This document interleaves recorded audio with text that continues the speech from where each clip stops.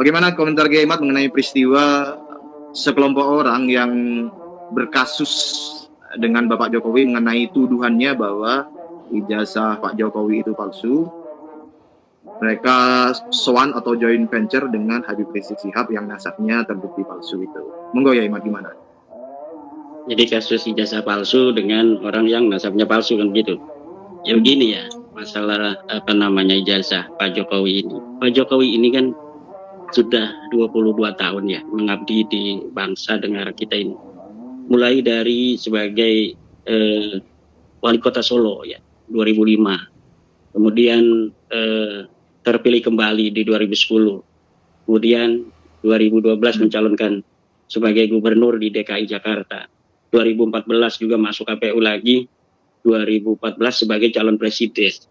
Kemudian 2019 beliau menggunakan ijazah itu lagi untuk calon presiden yang kedua. Jadi apa iya gitu? Kan di situ ada KPU yang memverifikasi data-data seorang calon. Apakah KPU di Solo waktu itu begitu bodoh menerima sebuah ijazah yang palsu kemudian diloloskan? Kemudian kalau misalnya waktu pertama itu palsu, apa iya dalam proses politik selama 5 tahun di mana beliau menjadi seorang wali kota kan tentu ada musuh-musuh politik. Kalaulah itu ijazahnya palsu, sementara dia nyalonnya di Solo, tentu kan banyak teman-temannya di Solo juga. Lah dia dulunya sama saya gitu, tahun 1980 itu dia bersama saya, mancing-mancing aja ndak sekolah atau ndak kuliah. Pasti ada yang begitu tuh. Tapi buktinya beliau bisa untuk nyalon lagi 2010, ya kan? Nah tentu ini secara logika saja, ini sudah jauh lah. Kalau kita mengatakan tentang ijazah Pak Jokowi itu palsu atau tidak, jadi sudah tidak relevan, jadi sudah tidak masuk logika publik, ya kan? Kemudian kita lihat bagaimana Pak Jokowi tahun 2005 jadi wali kota. Prestasi-prestasi beliau yang diakui bukan hanya oleh orang Solo. Beliau diakui oleh Bung Hatta Award sebagai orang-orang yang seorang pemimpin wali kota yang mampu untuk memimpin kotanya dengan baik. Juga dari Harian Republika, beliau dinobatkan sebagai tokoh pembaruan 2010 oleh Harian Republika. Kemudian bagaimana reformasi birokrasi beliau selama menjadi wali kota Solo itu. Dan prestasi yang paling diacungi jempol adalah kasus pemindahan para pedagang kaki lima dari Taman Banjarsari ke Pasar Klitikan. 900 pedagang PKL itu dengan sukarela bisa untuk direlokasi ke Pasar Klitikan. Sementara kalau sudah bicara tentang ekonomi, bicara tentang pedagang kaki lima, rakyat kecil, kan ini sangat riskan. Di situ ada sesuatu, banyak jebakan-jebakan oleh seorang politisi untuk bisa dipilih kembali karena sudah terkait dengan ekonomi masyarakat kecil. Tetapi Pak Jokowi bisa melakukannya tanpa gejolak. Dan dengan sukarela, para pedagang-pedagang itu mau direlokasi ke Pasar Klitikan dari Banjarsari, dari Taman Banjarsari, sehingga kemudian menjadi taman yang indah. Dan bagaimana pembuatan KTP dipermudah, kemudian pelayanan kesehatan, peningkatan lapangan kerja, sehingga pengangguran dikurangi dan lain sebagainya. Kemudian ketika 2 tahun beliau menjadi gubernur di DKI Jakarta, sudah banyak program-program walaupun dengan sebuah pemerintahan yang bisa dikatakan singkat, tapi 2 tahun itu beliau sudah banyak gebrakan-gebrakan melalui kartu Indonesia, kartu Jakarta Pintar, kartu Jakarta Sehat, dan lain sebagainya. Kemudian ketika jadi presiden, coba bayangkan Mas Rifki, selama beliau 2 periode jadi presiden, Indonesia ini sudah 40 lebih bendungan yang bisa dibangun selama pemerintahan Pak Jokowi. Ribuan kilometer jalan nasional itu dibangun oleh Pak Jokowi. Mungkin mencapai 6.000 kilometer jalan nasional. Kemudian 2.700 jalan tol. Hingga kita ke Surabaya itu sekarang 9 atau 10 jam sudah nyampe. Kemudian jalan desa, Bang Rifki, coba jalan desa itu 300.000 kilometer jalan desa dibangun oleh Pak Jokowi selama pemerintahannya. Kemudian jembatan di desa-desa itu 2 juta meter jembatan desa bisa dibangun oleh Pak Jokowi. Kemudian pelabuhan dan bandara itu bisa dibangun oleh Pak Jokowi. Kemudian IKN, ini adalah mercusuar IKN ini yang harus dilanjutkan, karena ini adalah merupakan jawaban dari berbagai macam permasalahan DKI Jakarta, pemerataan pembangunan antara Indonesia, Pulau Jawa dengan pulau lainnya. Nah ini mampu dilakukan dengan keberanian dan kecerdasan oleh Pak Jokowi tanpa banyak ngomong kan. Lalu tiba-tiba hari ini ada orang ketika Pak Jokowi sudah selesai menjalankan tugas sebagai pemimpin yang diakui oleh dunia, juga diakui sendiri oleh Bapak Presiden kita yang ke-8 hari ini, Bapak Prabowo, bahwa Bapak Jokowi sebagai Presiden ke-7 itu telah mampu membawa Indonesia ini sampai pada sekarang ini dalam tahap-tahap rakyat tidak kekurangan makan, rakyat relatif sejahtera. Kemudian Pak Prabowo sebagai seorang manusia yang menunjukkan rasa terima kasih kepada Pak Jokowi ketika beliau beberapa kali sejak tahun 2004 atau 2000 berapa mencalon belum pernah jadi. Didukung Pak Rizik Syihab itu nggak pernah jadi-jadi. Ketika nggak didukung Pak Rizik Syihab, didukung Pak Jokowi malah jadi. Tentu yang menurut Gus Dur, Bapak Prabowo adalah merupakan sosok yang ikhlas. Kalau yang mau yang ikhlas pilih Pak Prabowo. Kalau mau ikhlas itu Pak Prabowo. Begitu kalau Gus Dur. Maka karena saya meyakini Gus Dur seorang waliullah, saya kira Bapak Prabowo tidak akan melupakan Bapak Jokowi. Jadi orang yang ingin memisahkan antara Bapak Prabowo dan Bapak Jokowi, menginginkan Bapak Jokowi ditinggalkan oleh Bapak Prabowo, saya kira itu mimpi di siang bolong. Usaha-usaha ijazah palsu ini dikemukakan, kemudian juga merupakan sebuah upaya-upaya itu. Bagaimana seorang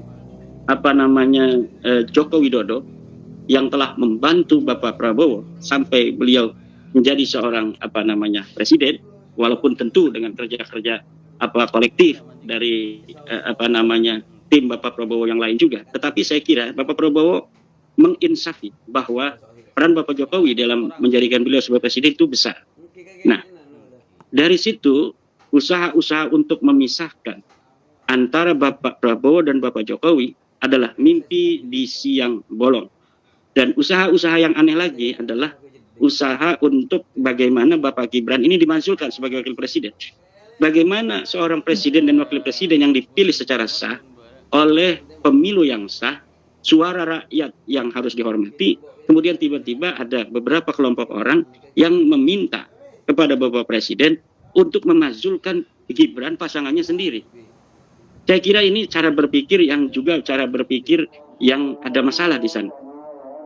Nah, kalau dia mempermasalahkan atau mereka mempermasalahkan Bapak Gibran, berarti mempermasalahkan juga Bapak Prabowo.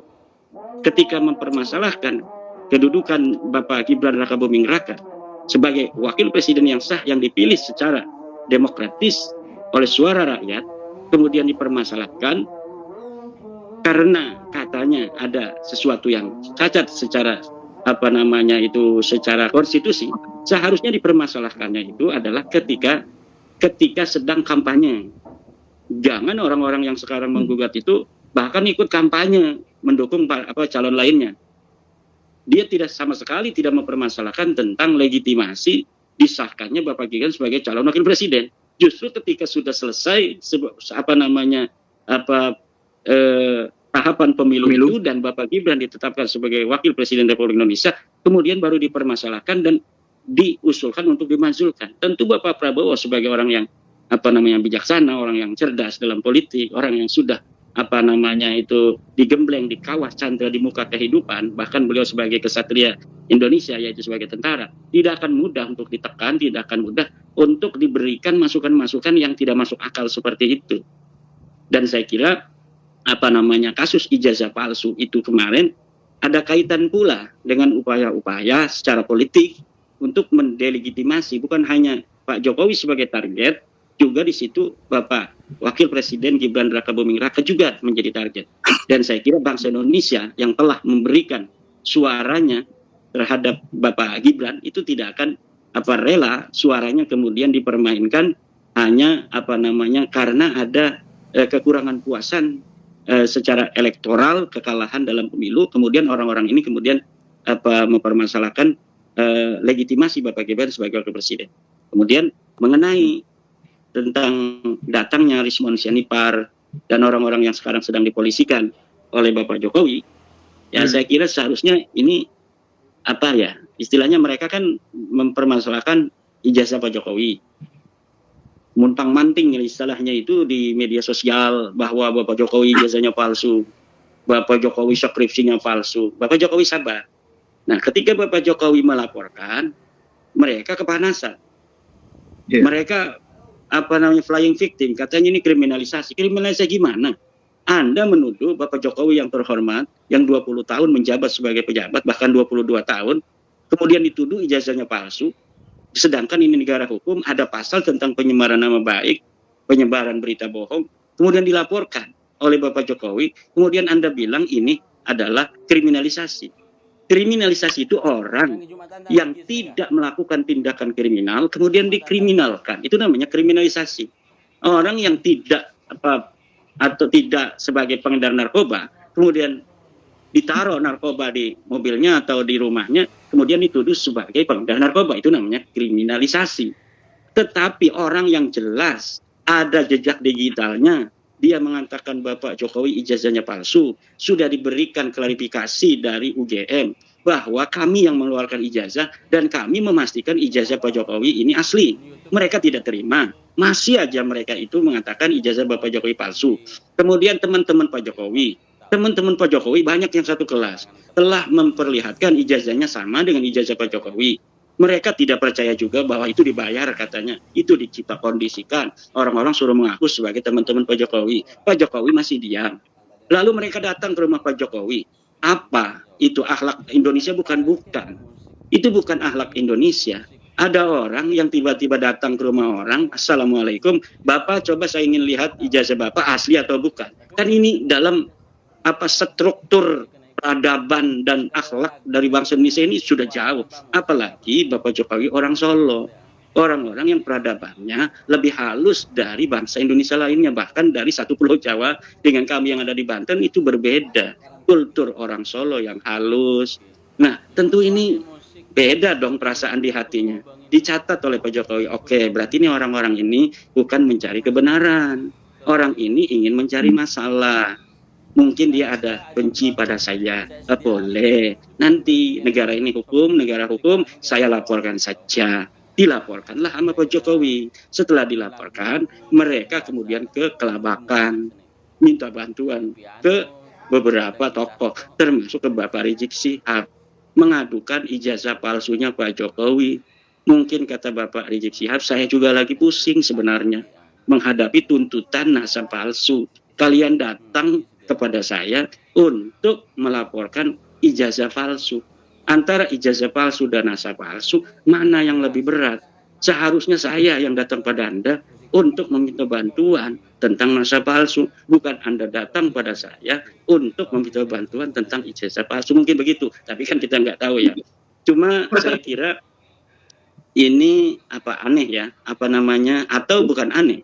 Kita bisa untuk kemudian mengambil kesimpulan bahwa sebuah gerakan yang sebelumnya itu tidak diketahui, gerakan ini sepertinya ini dari rakyat yang menemukan indikasi adanya kepalsuan ijazah dari Time New Roman yang tidak ada di tahun 1980-an, kemudian sudah ada dicetakan misalnya skripsinya di ijazahnya, kan asalnya itu dari masyarakat kelihatannya.